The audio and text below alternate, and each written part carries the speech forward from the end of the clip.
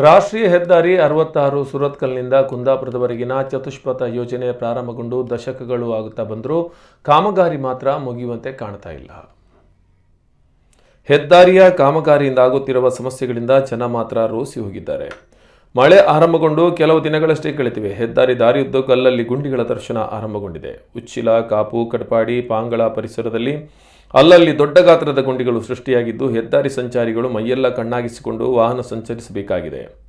ಸ್ವಲ್ಪ ಏಮಾರಿದ್ರೂ ಅಪಾಯ ಕಟ್ಟಿಟ್ಟ ಬುತ್ತಿ. ಉಚ್ಚಿಲ, ಮುಳೂರು ಬಳಿ ಸರಿಸು ರಸ್ತೆಯ ಅರೆಬರೆ ಕಾಮಗಾರಿಯಿಂದಲೂ ಮನೆಗಳು, ಅಂಗಡಿಗಳು ಜಲಾವೃತಗೊಂಡಿವೆ.